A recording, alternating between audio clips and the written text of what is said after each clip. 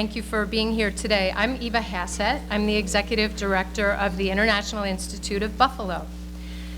And I am deeply proud and grateful that Erie County welcomes refugees. The International Institute welcomes them too. We have welcomed and supported them for about 102 years. We welcomed the Italian immigrants when they came here. That's Dante. He was a gift from the Italian community. We welcomed the Polish immigrants when they came. That's Frederick Chopin back there in the corner. That's from the Polish community. Hungarian immigrants, Vietnamese immigrants, and lots of other groups right up until today, and long before there was a federal refugee resettlement program. We started after World War I. After the horror of that war made the world decide to reach out and connect, to welcome and support each other, made the world decide that love was stronger than hate. So we're going to talk a lot this morning about refugees. We have some materials for the media on the table in the back there to be sure you have the facts. But for a minute as we open, I want to talk about native-born residents of Erie County, and I will start with me. I am standing here today because of Irish, German, and Italian refugees who fled famine and poverty and came to America to stay alive and to make lives for their children. They did not get a warm welcome. The Italians had to change their name so that it didn't sound Italian, and the Irish had to not name any of the boys Michael or Patrick because they didn't want the boys to get bullied or get called names that were basically slurs. My parents raised me on the idea that any advantages I had, who I was, who my parents were, where I was born, were an accident. My dad called it the accident of birth speech, and he gave it a lot. They taught me that my advantages weren't mine because I was better than somebody else, or somebody who didn't have them because they were worse, that it was just an accident, that I could have been born somewhere else, like the Congo or Burma, where my mere existence, my gender, my ethnic group, my religion, made me a target of hate, made people try to kill me, and I could easily be a refugee. The idea goes on to say that if my accident gave me advantages, it is then my obligation to help people whose accident did not. It's my obligation to welcome them and to give back, to recognize that we are all connected. And this is how I try to live, and I know many of you in the room do too. To treat others as I would have them treat me, to act as if we are only as well off as the least well off among us, and that we are all equal. I am so proud to live in a community whose leaders and whose residents understand this. Besides the idea that we must help those less fortunate, and we can help lots of people who are less fortunate, it's not either or, here are a few other reasons refugees are important to all residents in the county, including to native-born residents. The census. The number of people in this community is how the federal government funds our schools, our roads, and more. Our population is declining. The foreign-born help us by continuing to grow, to keep our population numbers up. The workforce. Because we are now aging, there are a shortage of workers in just about every industry. Foreign-born people tend to be younger and are growing faster. The foreign-born in Buffalo Metro grew 51% in the first 15 years of the 2000s. Native-born population dropped 6% during that time. Entrepreneurs. All the net growth in Main Street businesses, think about Grant Street in Buffalo in the first 13 years of this century, came from the foreign-born. In the last round of the 43 North competition for entrepreneurs, 7 of the 8 winners were immigrants. And last, federal revenue. This federal resettlement program is all federal money that comes here new, that gets spent locally on rent, on food, on transportation. Without refugee resettlement, that money doesn't come here or get spent here. Refugees strengthen our economy and enrich our community. We welcome them, and we all thank the county executive for his leadership in doing so too. I'd like to introduce Mark Poloncarz, Erie County Executive.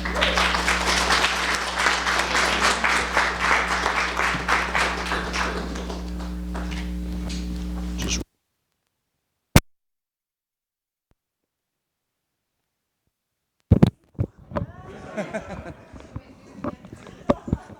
got it. Eva, is this yours?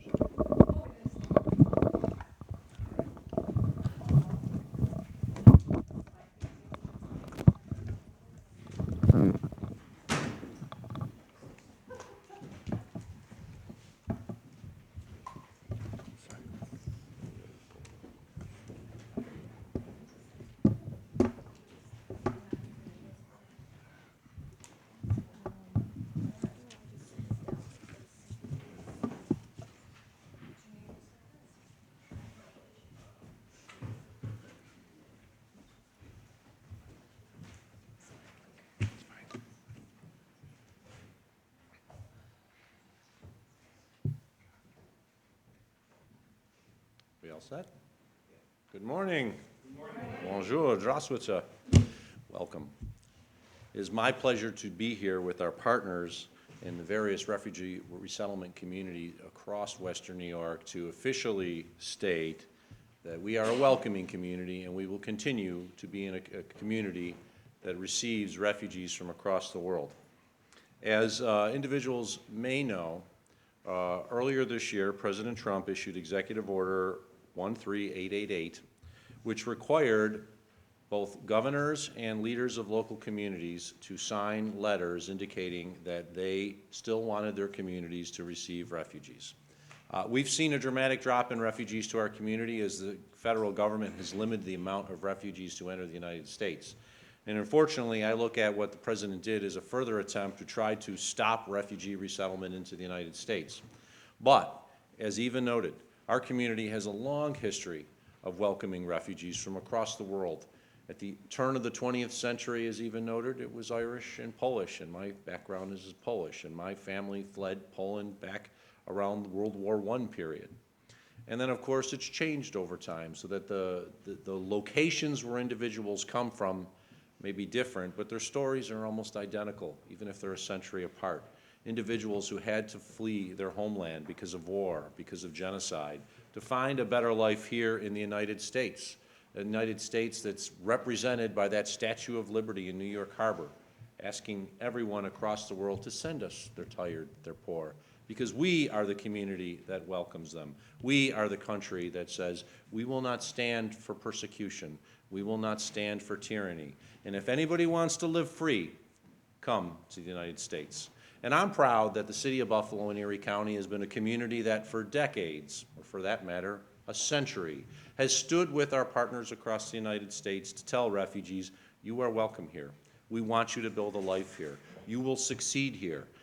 The city of Buffalo is called the City of Good Neighbors. We don't call it the City of Good Neighbors depending upon where you come from. It's just the City of Good Neighbors. And I want people to understand that the letter that I have signed, a copy of which is here, which is going to Secretary of State Michael Pompeo, indicates that all of Erie County, not just the city of Buffalo, but the following communities that I represent are welcoming communities for refugees. The cities of Buffalo, Lackawanna, and Tonawanda. The towns of Alden, Amherst, Aurora, Boston, Brant, Cheektowaga, Clarence, Colden, Collins, Concord, Eden, Elma, Evans, Grand Island, Hamburg, Holland, Lancaster, Marilla, Newstead, North Collins, Orchard Park, Sardinia, Tonawanda, Wales, and West Seneca are all welcoming for refugees. Thank you. Thank you. Now, we know that we can handle refugee resettlement because of the incredible organizations that we have here. Erie County plays a role, but really, it's the International Institute, it's Jewish Family Services, it's Journey's End Refugee Services, and it's Catholic Charities that help set the standard for the individuals. They come from anywhere across this world, and they're brought here to Buffalo. And I can imagine, depending where you come from, if you're brought to Buffalo in December, you're thinking, what am I doing and where did I end up? We haven't had that much snow yet, but there'll be more. But it's organizations like the four that I listed that play a key role to ensure that these individuals look at themselves in the long run as Americans and Buffalonians, no matter where they come from, Somalia, Eritrea, or as we've seen recently, Ukraine. That's a new one I saw on the list. Why? because Ukraine is going through a war with Russia. And there are individuals who've been displaced from their home who are refugees who now find themselves in the United States. It doesn't matter where you come from. I want people to know that we are a welcoming community here in Buffalo and across all of Erie County. There may be voices that say otherwise, but I know the vast majority of the people in this community stand with me, stand with Eva, stand with our partners from across all of the organizations to say, we will not stand for any criticism, we will stand with you, and we know that in the end we are a better, stronger community, a better, stronger county because you came to this community and you became a Buffalonian, an Erie County resident, and in the long run, hopefully, a very proud American. With that, it is my pleasure to introduce from our Erie County Department of Social Services, our Deputy Commissioner for the department, or the division that handles this, Family Independence, Karyn Beck. Karyn.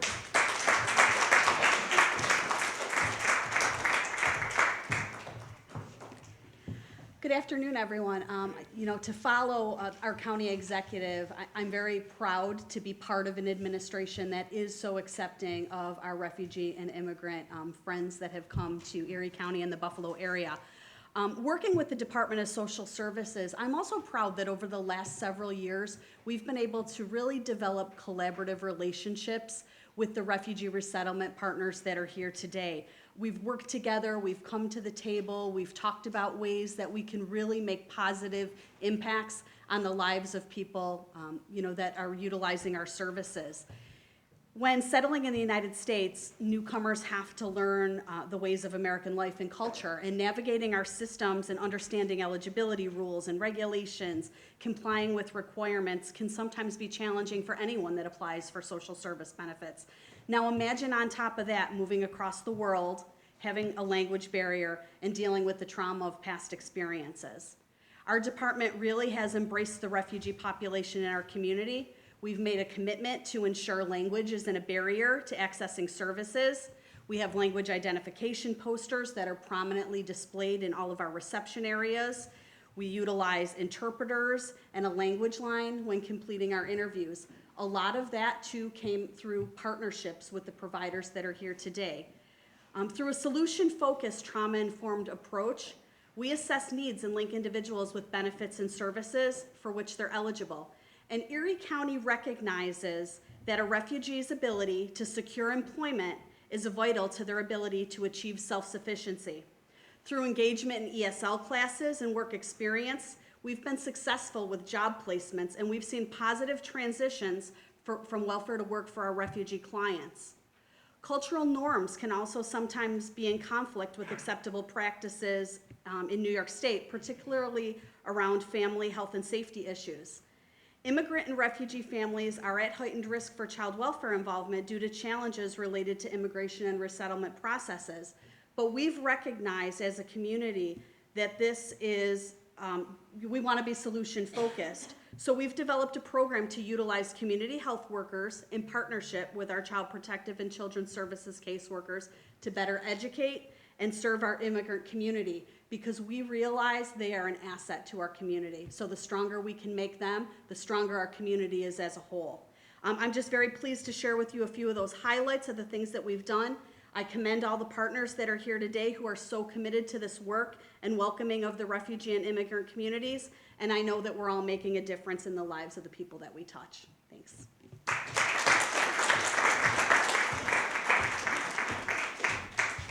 So I'd like to introduce Karen Angelina Scott, who is the Executive Director at Journey's End Refugee Services. Karen. Good morning, everybody. Thank you for being here. We've heard already a little bit about partnerships and community, and it is that involvement of the Western New York community that really makes refugee resettlement something that is unique and special for all of us. And so I want to touch a little bit on the executive order that has come out to show how it is sort of anti-community by putting the authority in just one or two people statewide and letting that refugee resettlement continue. So the Trump administration's executive order giving state and local governments the authority to block refugee resettlement in their jurisdiction It keeps refugees' families apart, and it prevents willing and able American communities from welcoming people in need of safety. That said, we are extremely fortunate in Western New York to have local elected officials who have been committed to supporting Refugee Resettlement Program, who see and understand our moral obligations, as well as the economic and cultural gains that the formal Refugee Resettlement Program brings to the Western New York area. We're thinking of, praying for, and advocating as strongly as possible for local communities across the nation that may be blocked from fulfilling their faith callings and organizational missions to welcome the stranger as a result of this executive order. This is yet another federal policy that will cause irreparable damage to refugee communities where consent for resettlement is not obtained, forcing refugees to decide between their community and families or access to vital services. While the executive order makes it clear that the lives of the most vulnerable are in the hands of a single locally elected official, we are grateful to our County Executive, Mark Poloncarz, and the Mayor of Buffalo, Byron Brown, for listening to and valuing their constituents regarding the continuation of the formal Refugee Resettlement Program in Buffalo and Erie County. For decades, the Western New York community has partnered to provide for the successful reception and placement of refugees, setting them on a path to achieve self-sufficiency, full integration into our community, and a bright future for their families.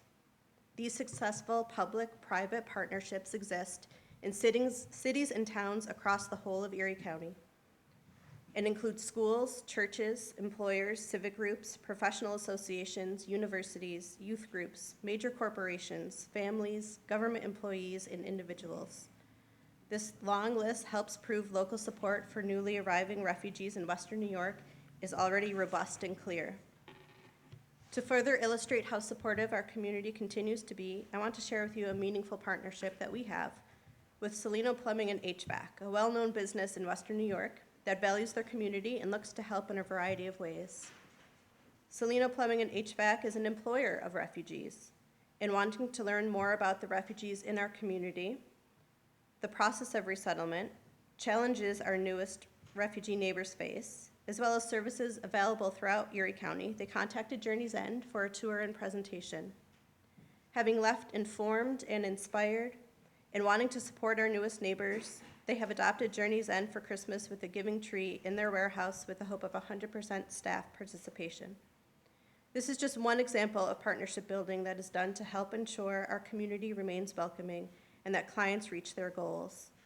Thank you again to our county executive for ensuring the important decades-long work can continue and that Buffalo and Erie County will continue to be a welcoming community. Thank you.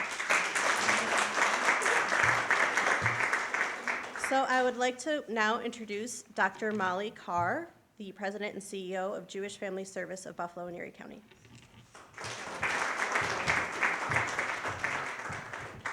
Thank you. Good morning.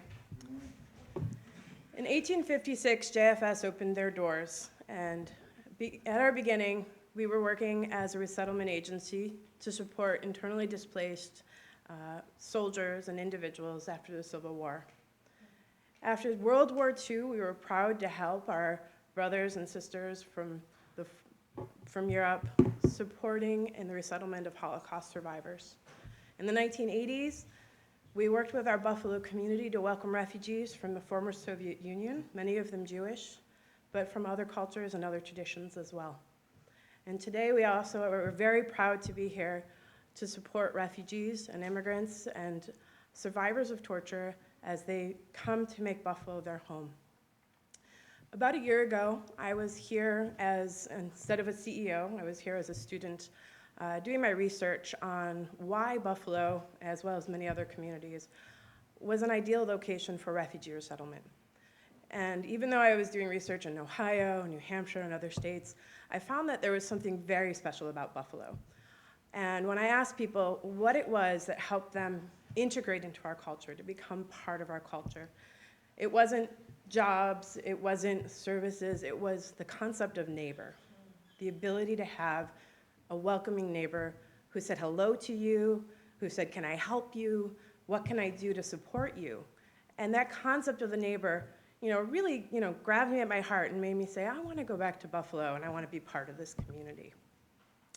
So today, with a simple thank you to Erie County Executive Poloncarz, I want to thank you for leading us in making sure that we as a community continue to be good neighbors for our refugees so that they can arrive here safely and begin the integration process successfully. So thank you.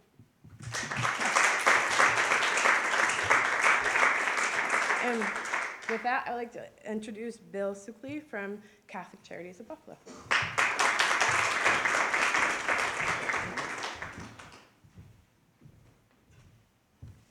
Thank you.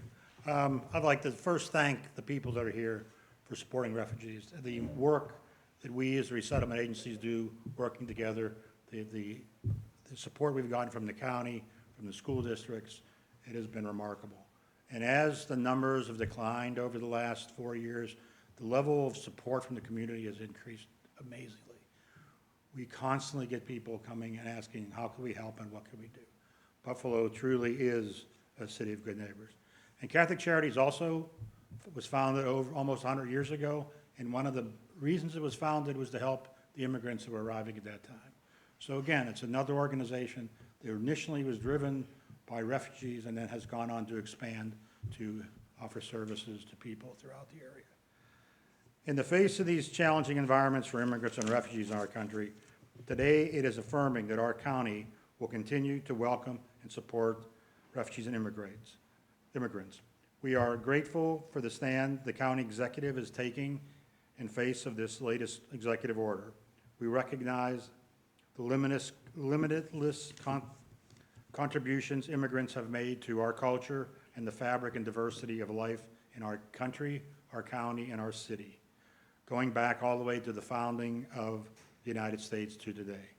We must always remember and continue to be a beacon of hope. Thank you. And I would like to turn this back over to County Executive Poloncarz.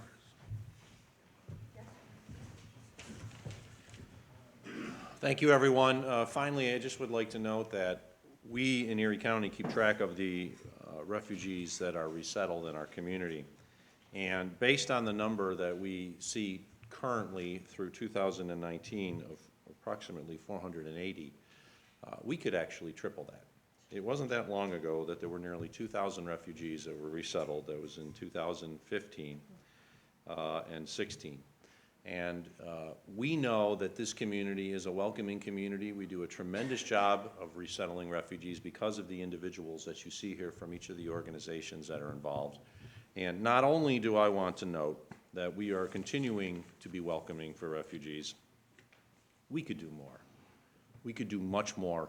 We could bring more people into this community. We could bring more people into this country.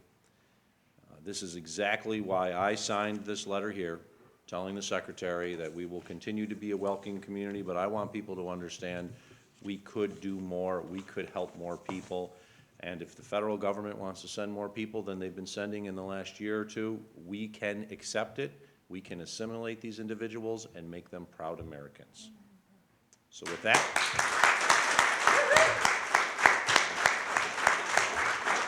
open up to any questions. Peter? Yes, Mr. County Executive, as you know, in this political climate, it's impossible to separate immigration from politics and refugee status as well. Many of our viewers are wondering about the timing. Can you explain why this announcement is being made today as opposed to before Election Day? Well, basically it was a timing that was set by the federal government, saying that they had to receive notice by a particular time. It could not be sent beforehand, had to be sent afterwards. But more importantly, I think everyone knows where I've stood on this issue for quite some time. The thing that I ask our friends in the media is what I've been seeing since we gave a tease of this last night is people are sitting there and they're making accusations against me and others with regards to those that are undocumented immigrants. Every individual who goes in this program is a legal immigrant. They are going through the proper channels. They are coming through just like many of our descendants did hundreds of years ago, and I want folks to understand that the individuals that come through this program are legal immigrants. Refugee is a status with regards to why you left your country, but they are entering the United States with legal status. And I think it's very important, and I hope the media gets that information out because there's a lot of people who've made accusations, including what I've seen are just threats against me on social media with regards to undocumented immigrants who themselves have a legal status in this country. It's not the same, though. Let me just clarify, if I can, on the timing of so the executive order came out, I think, on September 26th, and all the executive order said, and you can go find it, is this is what I want to do, and Mike Pompeo and Alex Azar, Secretaries of State and HHS, are supposed to figure out a process, right? That's all the executive order said. And it took some time. In fact, it wasn't until maybe a couple of weeks ago that we even got told, the process has changed a whole bunch of times, that we got told, no, it's supposed to be county executives, and you have to do it by December 20th. That's what we were told. And part of that is to fit into the national program that's trying to figure itself out. But we didn't really get a process in place from the federal government until very recently. I'm in the middle of it, so I'd be happy to send you all my emails. As a follow-up from the other perspective, Eva and I have talked about how refugees and immigrants to this community could actually build and be an important building tool as far as bringing in more population and building the workforce. Talk about that as far as an economic stimulus perspective. All you have to do is look at the west side of Buffalo and see the melting pot that it's become, or how that's transitioning also to the east side of Buffalo. Individuals are coming from across the world, and they're bringing money with them, and they're investing in our communities, and they're creating businesses. If you and you and I are old enough to remember the time when there were not Thai and Burmese restaurants in our community. And what we have are individuals who came here for various reasons, Somali restaurants. That did not exist in Buffalo 10 years ago, nevertheless 25 years ago, but we had a lot of Polish and we had a lot of Irish restaurants. Why? Because people from those countries settled here decades ago. Now individuals from these other countries are settling here, and they're creating their businesses. They're creating insurance agencies. They're creating, there's lawyers that are coming out of it. There's doctors that are coming out of it, and they're investing back into our community. We know from the statistical data that individuals who are refugees, if they come here and receive public assistance, are the first people off public assistance. They are usually off public assistance before those that are native-born Americans. And I think it's important for people to understand that when they come here, they don't want to be on public assistance. They want to build a life here in the United States where it's better than where they came from. And they do that. And I'm proud to say that I'm the county executive of the community where that happens. And it's not just in the city of Buffalo. It's in Lackawanna. It's in Tonawanda. It's in Amherst. As I look at the list of the locations where people have been placed in the last few years, it's Cheektowaga, it's Depew, it's Hamburg, it's Kenmore. If it's in Erie County, you probably have a refugee or someone who was a refugee who've now moved on and are U.S. citizens living here. And I think that says a tremendous amount about our community in general. Any other questions? You mentioned public assistance, and this of course comes after the Trump administration has announced new restrictions to legal immigration, I believe, in terms of not wanting to let in immigrants who may be dependent on some public services.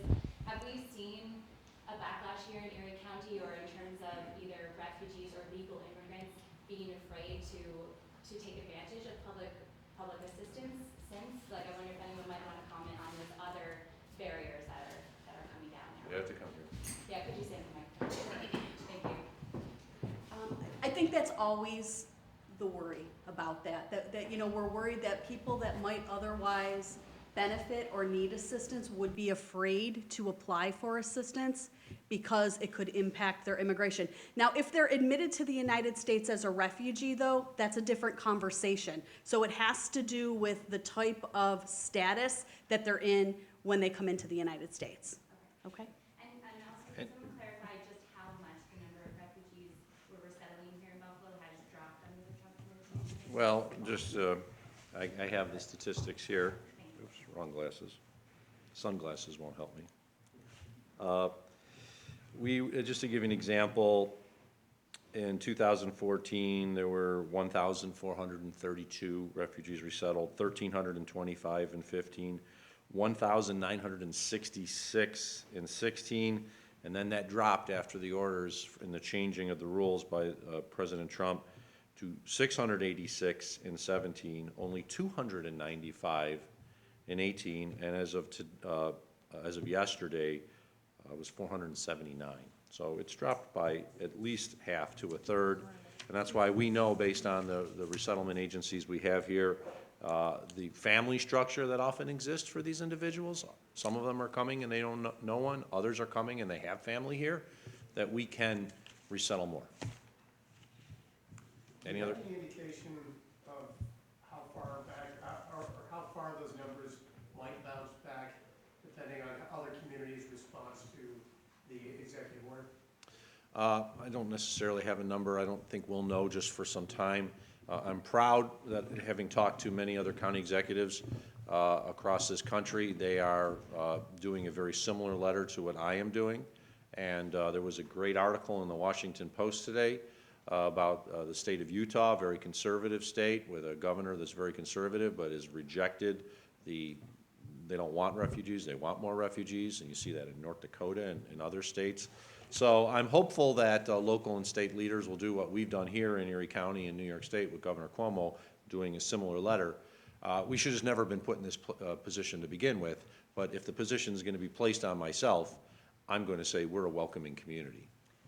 The other factor that I would add, which is sad, is that the president makes the determination every year of the total number of refugees who will be admitted to the country, and that presidential determination or cap is at 18,000 this year, which is the lowest ever in the 40-something year history of this program. The average over those 40 years is 95,000 a year. So we're now at 18,000. So the counterbalance to the idea that someone might say no, and actually this Washington Post article says no one said no yet, nobody has said no yet, is that the admissions level is so low, and that's really sad. And what I think will happen if some say no, and there might be, because it could be a governor as well as the local leader of the community, it will probably happen on the last day. And when we were first learning about this executive order, it was an assumption that I would have to sign on behalf of the communities outside of the city of Buffalo, and the mayor would sign on behalf of Buffalo, and then it was changed, saying no, the highest elected official local that represents all the region, and that's myself, because I do represent the city of Buffalo, would be signing on behalf of that entire region. So the rules sort of were being built up on the fly, but now that we know the rules, the letter's going out, and this community will continue to be a welcoming community. Mark? Those numbers you just mentioned, that drop, what does that mean for future generations? Just come How closer does to that the affect the country as a whole? Well, I would say that, yeah, I mean, the country as a whole, the native-born birth rate is now at an 80-year low.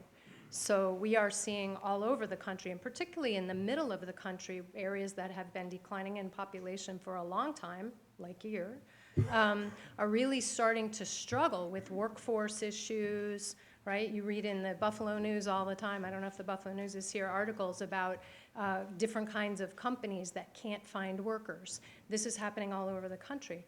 The foreign-born population is a growing population. They are having more children. And so there's kind of a bad perfect storm happening, because precisely at the point, Buffalo lost a lot of population in the 1960 to 1980 period. All those people we lost, their children are also not here, right? So people left and they didn't stay here and have kids. So all of a sudden, we're getting really old as a population. The only counterbalance is the foreign-born population, which is younger and grows faster. But now they're not being let into the country either. And so for me, looking at workforce issues, looking at the census, that's why the mayor and the county executive, when they talk about the census, always talk about refugees and immigrants, because that's the growing population locally. And if we don't count everybody, we all suffer.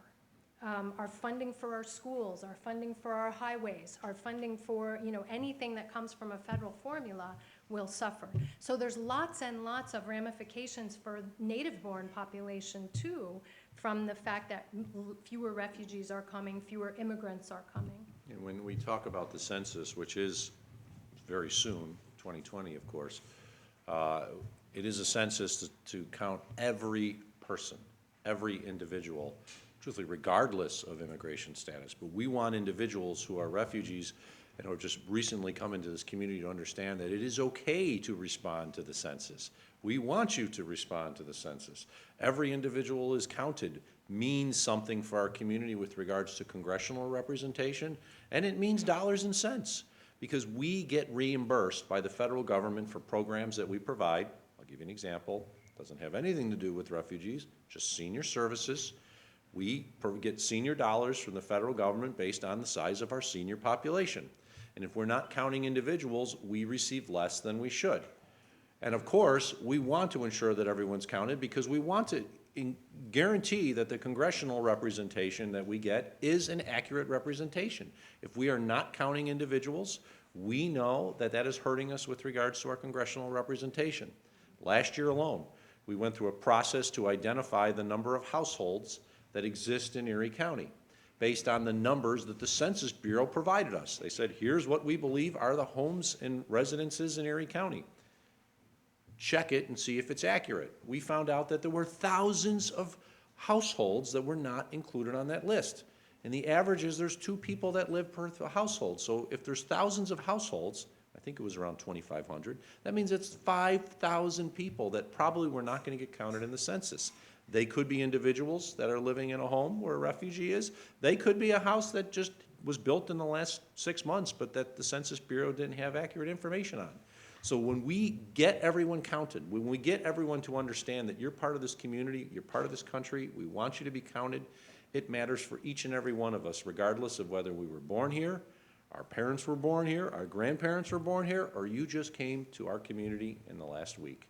It matters for all. Thanks, everyone.